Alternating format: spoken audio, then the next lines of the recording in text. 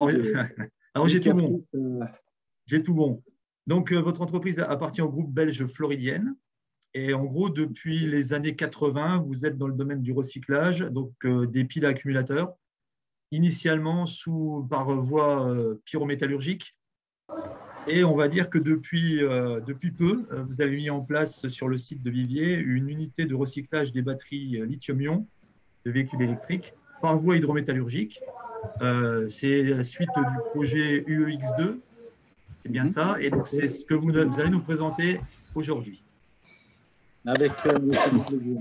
Eh bien, je vous laisse la parole pour 30 minutes. OK. Alors, merci et bonjour à toutes et à tous.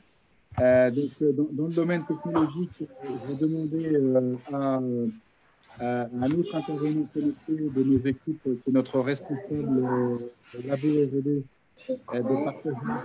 Alors, on a un tout petit problème de son.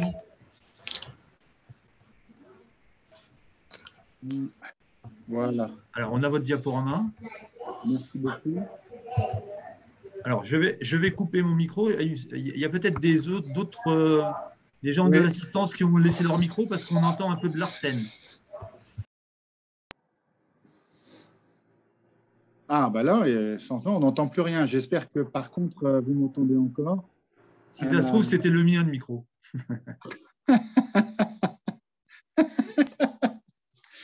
Non, je vais arrêter de rire. D'habitude, c'est à moi que cette mésaventure arrive. Un grand merci à Nicolas de pouvoir m'apporter son soutien à travers les supports. Donc, on va commencer directement sur la présentation de l'entreprise. Là, c'est un peu rapide, là. Je parle vite, mais il y a des limites. Donc, en fait, le groupe SNAM, en fait, s'est structuré récemment autour de métiers qui sont convergents et en synergie, qui sont le recyclage de batteries avec SNAM proprement dit, la fabrication de batteries neuves, notamment à partir de déchets recyclés. C'est la fabrication de batteries au lithium au sein de la société Phoenix Battery, la société Sopav que nous avons reprise du groupe Suez, qui traite du stockage et du recyclage de déchets plastiques et plus largement de non dangereux, et VCD que nous avons acquis il y a longtemps, en 2008, et en fait qui est une société de formulation et de commercialisation de produits chimiques, notamment pour le traitement de surface.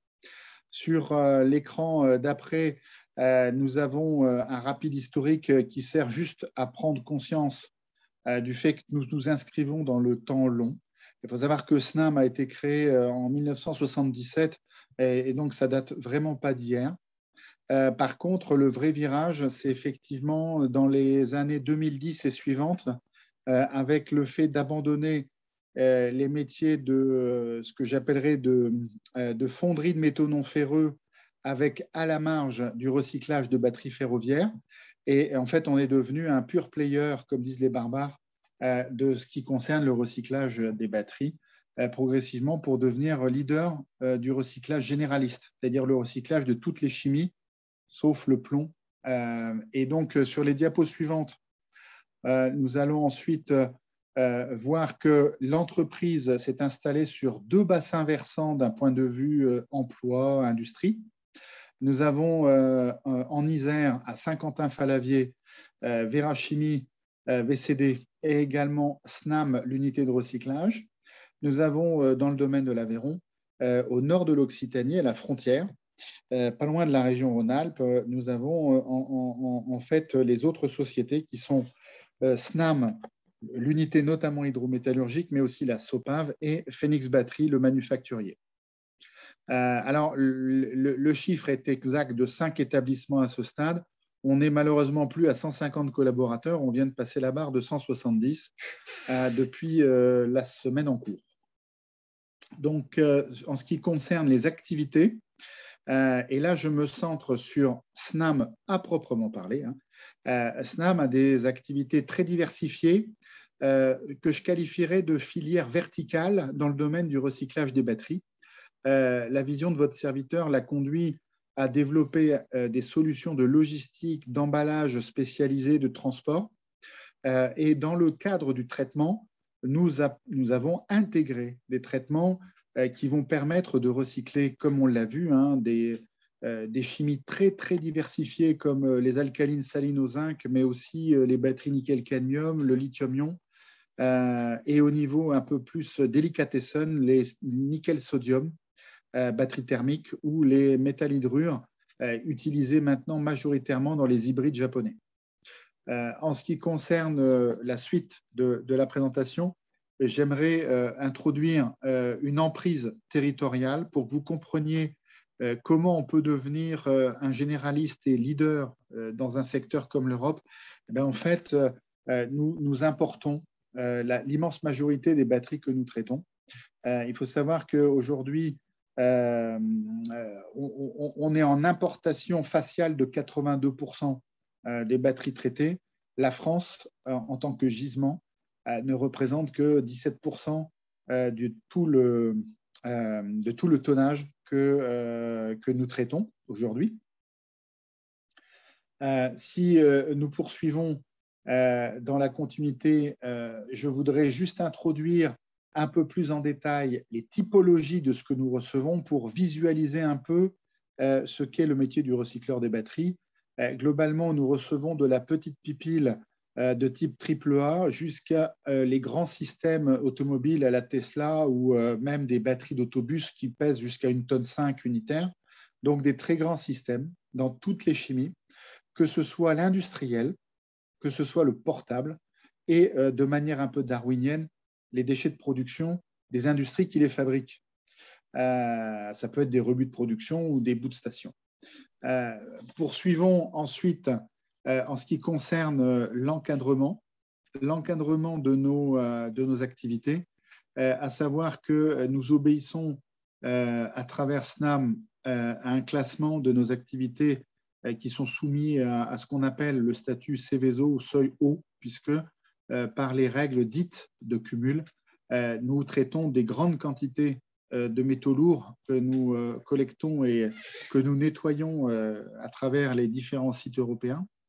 Et donc, aujourd'hui, nous avons traité sur 12 mois environ 10 000 tonnes, mais nous avons d'ores et déjà une autorisation de 22 000. Et ça, bien sûr, c'est sur la somme de l'ensemble de nos sites. Ensuite, on va parler de performance. Donc, en ce qui concerne les performances environnementales, cette diapo qui mérite commentaire, elle montre en gris le niveau d'exigence légale actuel tel que l'UE l'attend de la part des intervenants. Et les barres bleues sont dans la même échelle le niveau de performance atteinte, le niveau de performance que SNAM a réalisé sur les derniers audits annuels d'efficacité de recyclage. À savoir que, à titre d'exemple, nous avons une obligation de recycler à 50% le poids de la batterie lithium-ion usagée et que SNAM, sur les 12 derniers mois, a obtenu une performance de 69% en ce qui concerne le recyclage de ces batteries, en sachant que c'est sur le poids total de la batterie que l'on va se focaliser, alors que sur la diapo suivante, on va parler de taux de recyclage. Ce point est, je pense, important parce qu'il y a énormément de communication qui est faite de la part de tous les acteurs et il me semblait important de vous apporter une lecture, pardonnez-moi, un peu plus factuelle. À savoir que quand on parle d'efficacité recyclage sur la diapo précédente, on parle d'efficacité en pourcentage du poids total de la batterie, alors que le taux de recyclage va se focaliser sur un composant de la batterie, un composant qui est jugé soit extrêmement important d'un point de vue de la valeur, ou d'un point de vue géopolitique de dépendance à l'étranger, ou du point de vue au sens européen de ce qu'on appelle le souci, c'est-à-dire high concern, parce que ce sont des substances qu'il ne faut pas laisser traîner dans l'environnement. Donc, on peut parler, par exemple, de haute valeur pour le cobalt, on peut parler de dépendance pour le lithium, et on peut parler de concern pour les oxydes de cadmium, par exemple, contenus dans les batteries.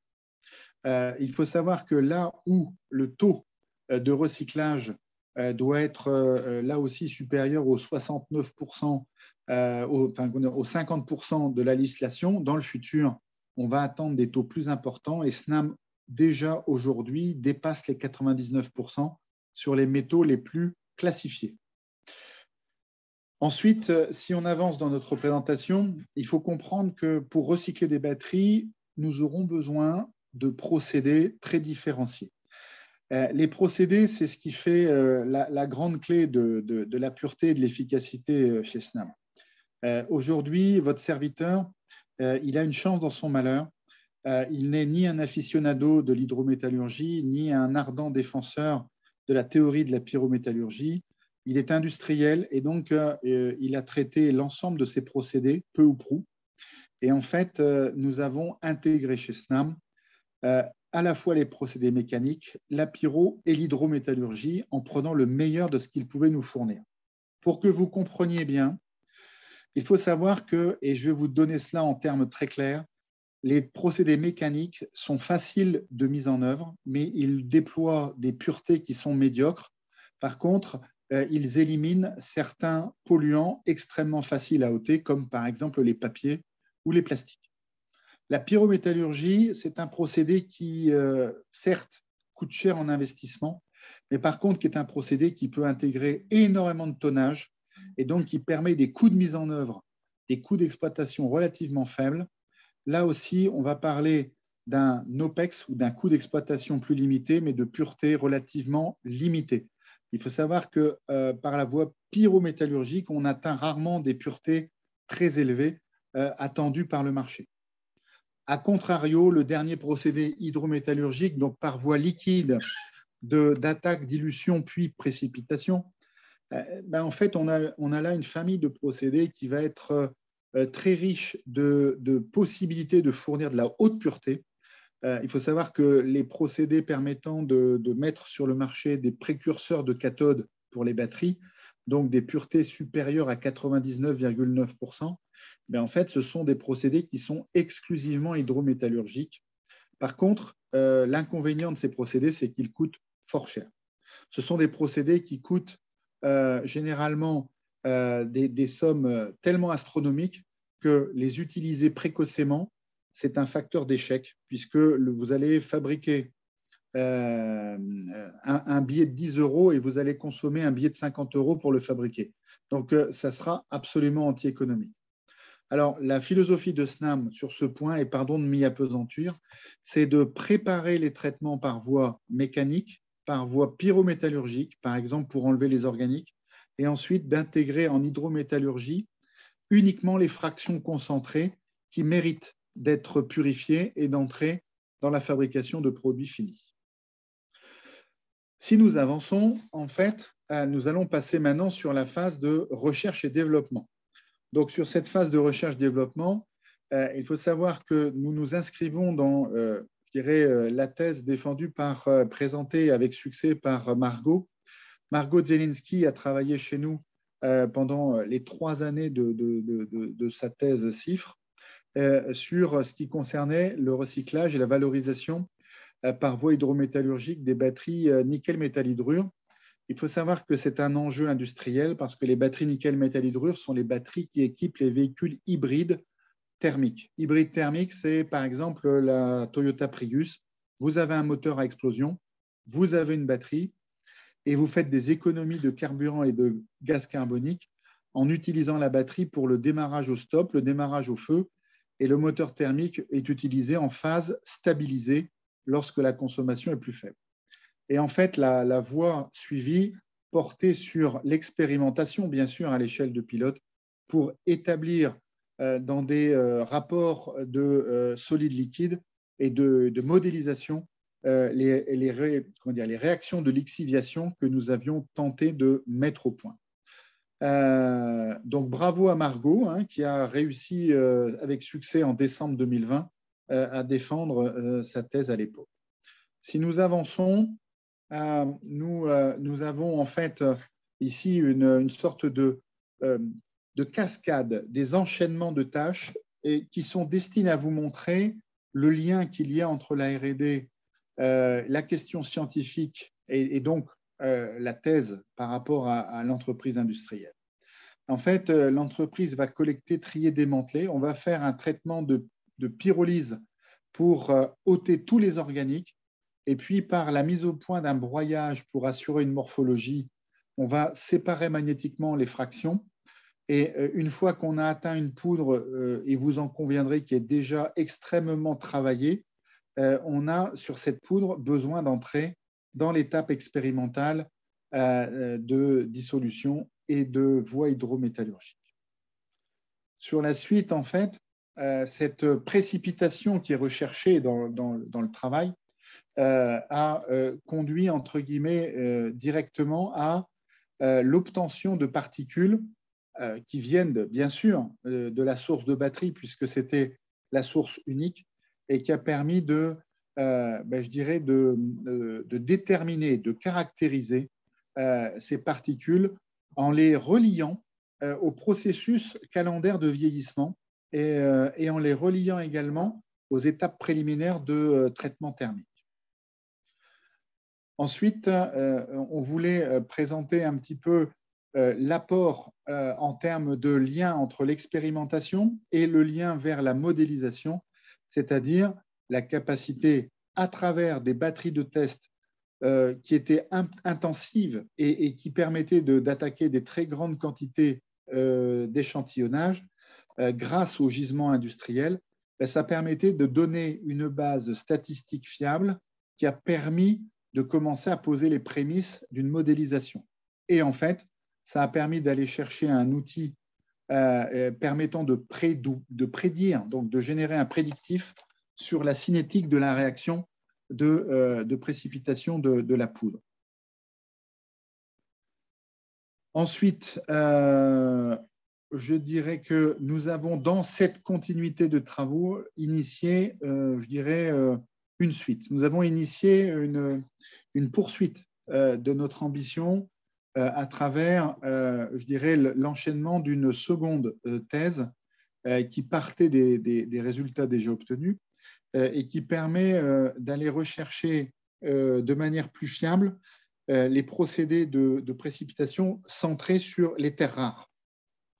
Au stade où en était arrêtée la thèse de 2020, on avait pris conscience du fait que si on voulait s'attaquer à l'infiniment petit en termes de contenu, de concentration, mais également de caractère précieux et utile des terres rares, il fallait poursuivre nos travaux. Et donc, nous avons approfondi les phases de précipitation et pour aller chercher des calculs extrêmement prédictifs, c'est le but recherché, dans la dynamique de solide liquide pour les terres rares.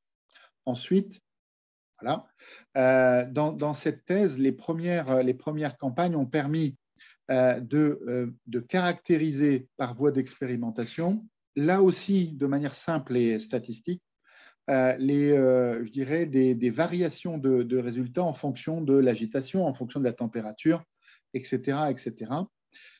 Et nous avons obtenu une courbe d'efficacité qui permet une modélisation. Ensuite, j'essaye d'être un peu synthétique, hein, pardonnez-moi, mais n'hésitez pas, Monsieur Mieux, également à intervenir hein, à tout moment si vous voyez des mains se lever ou vous avez des questions qui se posent. Mais je dirais que dans la deuxième phase de la thèse, nous rentrons là aussi dans la caractérisation fine du précipitat pour aller viser à caractériser, prédire un rendement nécessairement industriel à terme de terres rares. Et donc, nous obtenons aujourd'hui, dans une certaine phase, nous obtenons en fait une teneur de terres rares qui est de l'ordre statistiquement de 98,6%. Donc, ce qui est un résultat extrêmement prometteur pour pouvoir industrialiser quelque chose ensuite. Le point important sur lequel on voulait également, même rapidement, mais on voulait intervenir, c'est la sensibilité des différentes courbes et des différentes typologies de résultats. On voit qu'il y a une corrélation très, très clair entre différents éléments qui vont suivre une voie parallèle en termes de précipitation. Et donc, là aussi, on s'est attaché à essayer d'identifier les facteurs permettant, par exemple, avec le réactif choisi, d'aller être le plus en ségrégation, de maintenir, je dirais, des conditions permettant d'être optimales pour emmener un composant, mais un seul et pas l'ensemble. Et donc, les résultats obtenus permettent d'aller chercher des terres rares en concentrat dont les statistiques sont modélisables. Donc, même si on mentionne que la base de données est incomplète et qu'on a encore du travail en ce qui concerne les autres facteurs, comme par exemple, quelle comparaison peut-on faire entre différents réactifs en termes d'efficacité et de rendement. En ce qui me concerne, bien humblement en tant qu'industriel, je dirais que nous nous réjouissons, nous, de cette coopération avec LGC, dans l'optique où il s'agit d'être extrêmement en application, extrêmement statistique, extrêmement prédictif. Et donc, finalement, ça nous permet de viser, à l'issue des programmes de R&D, sans préjuger des succès, mais de viser des traitements industriels. Ça nous permet également de rester en lien avec la communauté scientifique en ce qui concerne la recherche claire d'interaction et la recherche, entre guillemets, d'un enrichissement commun pour progresser dans nos métiers, dans nos procédés.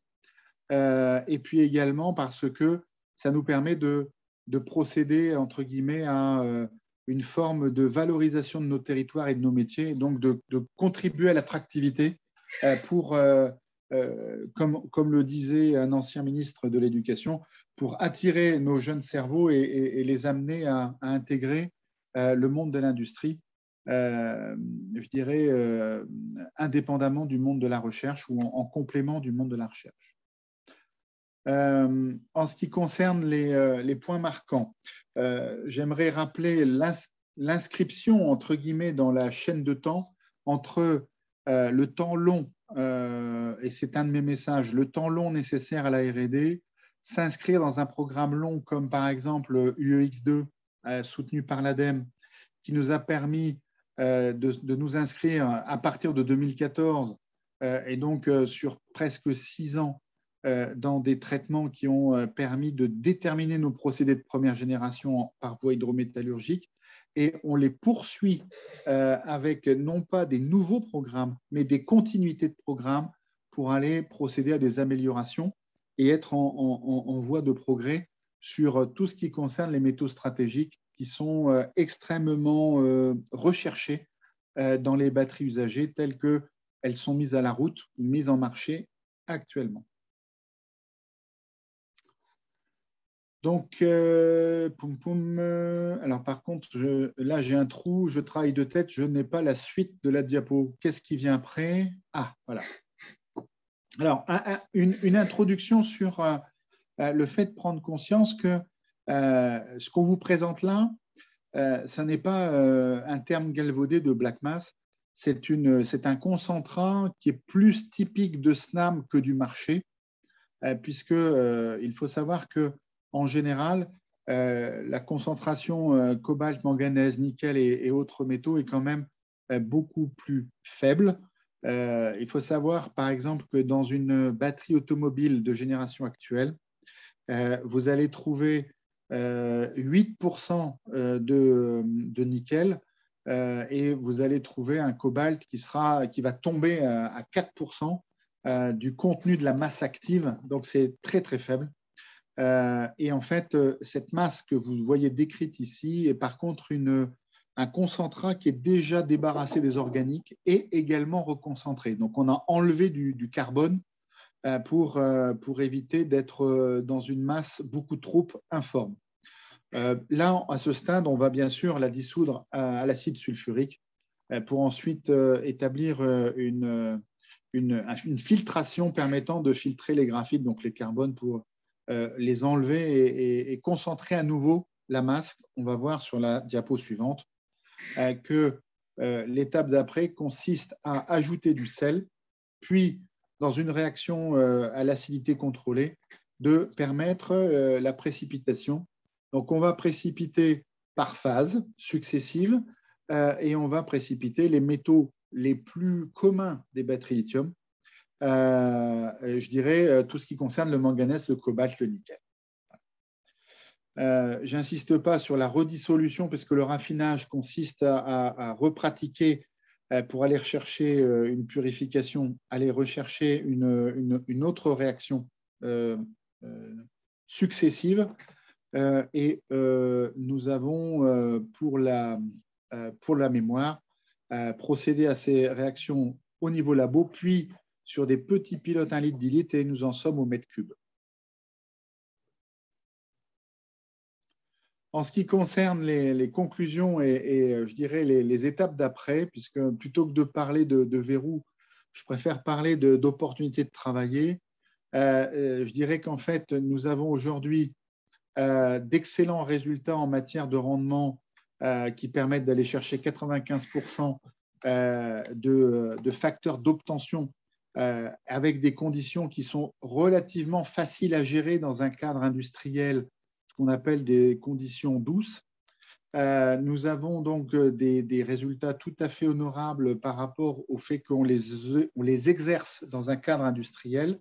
Par contre, de l'autre côté, il nous reste beaucoup de travail par rapport à des facteurs, certes, très marginaux, mais qui sont extrêmement empoisonnants au sens étymologique du terme pour les clients consommateurs, à savoir la présence de potassium, de sodium, calcium, magnésium, etc., qui sont des petits composants extrêmement empoisonnants pour les raffineurs qui vont aller vers le monde de la batterie.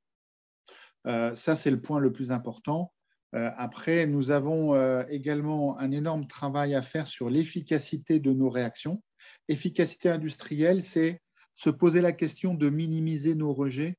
Il faut savoir que Snam a un ADN qui est relativement figé sur le critère d'économie de facteurs de production et le fait d'avoir très peu d'effluents, très peu de déchets. Et donc, ça donne une image un peu frugale, mais ça veut dire qu'on est amené à beaucoup travailler sur ces aspects. Et il me semble que nous atteignons, si je ne m'abuse, et ben voilà, la fin de cette présentation. Et je me tiens à votre disposition et j'espère avoir tenu le timing par rapport, je dirais, aux indications qui nous étaient données. Merci, Monsieur Notès. Timing parfait, 26 minutes. Alors, on va passer aux questions. Donc, il y a des questions qui sont arrivées par le chat. Alors, je vais essayer de ne pas en oublier. Alors, première question de Vincent Fenrol. Qu'est-ce qui explique les écarts entre les prédictions théoriques de dissolution et les points expérimentaux sur la diapo numéro 16? C'est très précis. Nous allons repartir sur la diapo numéro 16, si c'était possible. Hop là.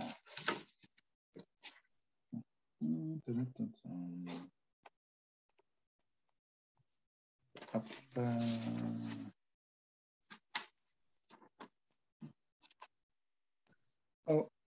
OK.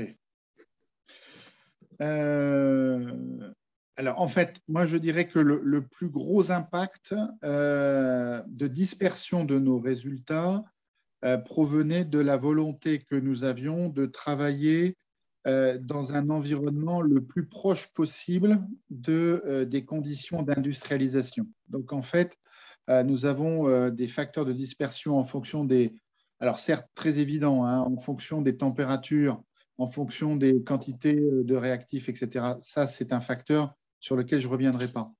Un autre facteur sur lequel on est en situation d'avoir des écarts, c'était le fait d'utiliser des outils d'un laboratoire industriel ou d'un pilote industriel avec le fait d'obtenir plutôt des nuages de points sur nos résultats, ce qui nous a amené à prendre des notes sur l'ensemble des facteurs secondaires pour en tenir compte dans la modélisation.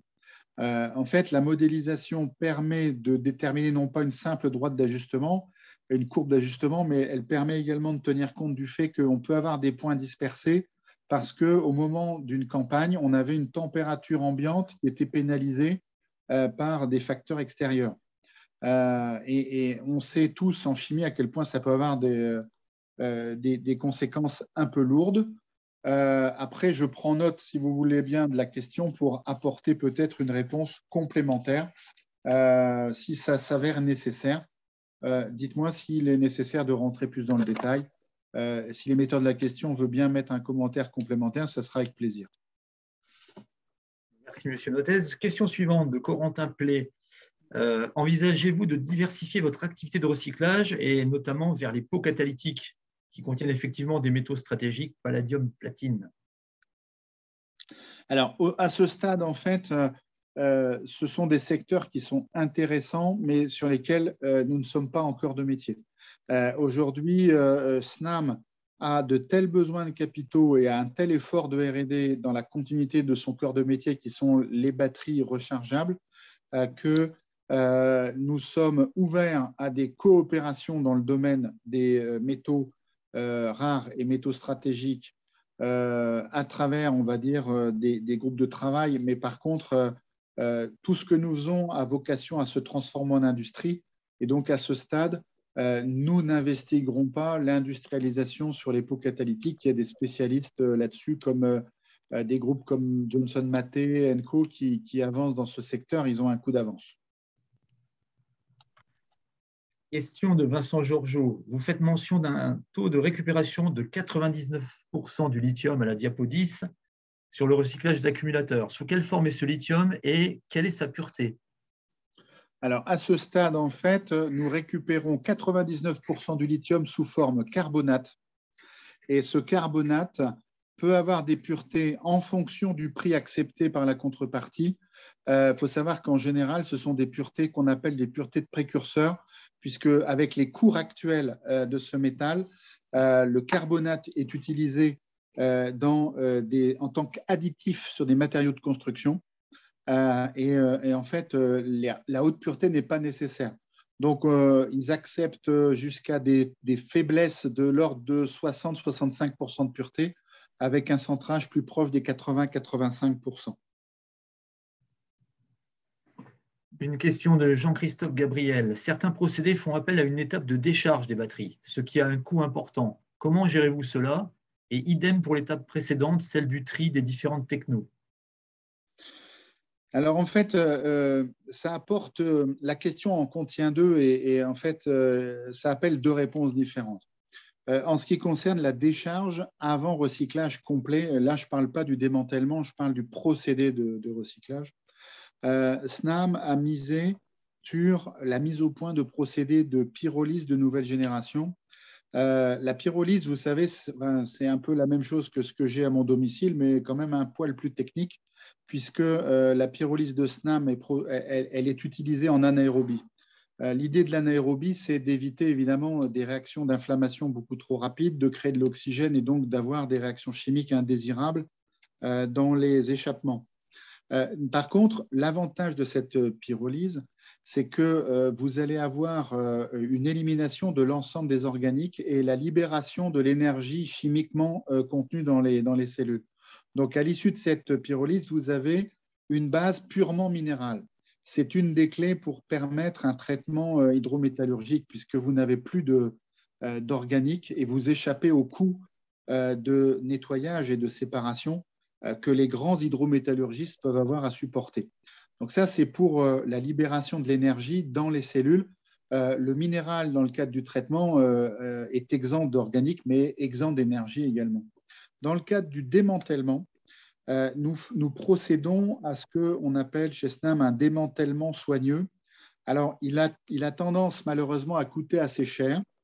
Par contre, il trouve son intérêt dans le fait d'éviter les accidents et il trouve un deuxième intérêt pour limiter le coût économique de ce démantèlement soigneux à travers la récupération avant destruction de certaines pièces et composants qui peuvent être mis de côté, recertifiés et revendus comme, je dirais, pièces issues de l'économie circulaire. On peut parler de contacteurs, par exemple, de séparateurs, d'entretoises, etc. Toutes sortes de composants qui peuvent être mis de côté en évitant leur destruction précoce. D'accord. D'autres questions peut-être? Alors moi, j'ai deux questions. La première, donc là, il y a une thèse qui a été soutenue donc en décembre. Est-ce qu'elle a déjà contribué à la mise en place d'une unité pilote ou alors est-ce qu'on attend les résultats de la deuxième thèse pour vraiment pouvoir industrialiser, entre guillemets, le procédé de récupération des terres rares? Alors, en fait, la première thèse, en fait, est une thèse qui a permis de fiabiliser une caractérisation. Par contre, quand on regarde les rendus de ces travaux, ils constituent un peu dans une sorte d'image pyramidale, ils constituent un socle, mais ne permettent pas d'aller passer directement en phase pilote, puisqu'ils n'étaient pas assez éclairants sur l'efficacité des réactions. Et donc, cette deuxième thèse dont j'ai parlé est strictement nécessaire pour avancer et déterminer quelles sont les conditions optimales d'une réaction permettant d'aller chercher le rendement et la pureté, et ensuite de déterminer les facteurs de production pour tenir cela d'un point de vue, je dirais, industriel. Donc, en réponse, effectivement, on a besoin encore des résultats de la thèse en cours, des travaux en cours, pour pouvoir faire un go-no-go sur une unité industrielle. Et ma deuxième question, elle concerne l'un de vos concurrents, qui n'est pas si loin de ça et qui est, je crois, dans l'Allier, Erastil. Est-ce qu'ils continuent à fabriquer des scorés riches en terres rares ou est-ce qu'ils sont partis également dans une démarche pour essayer de valoriser ces terres rares, comme vous le faites vous? Alors, en fait, je ne peux que donner deux réponses. La première est un peu frustrante, pardonnez-moi, mais je ne suis pas chez Eramet, donc je ne peux pas vous donner la réponse globale.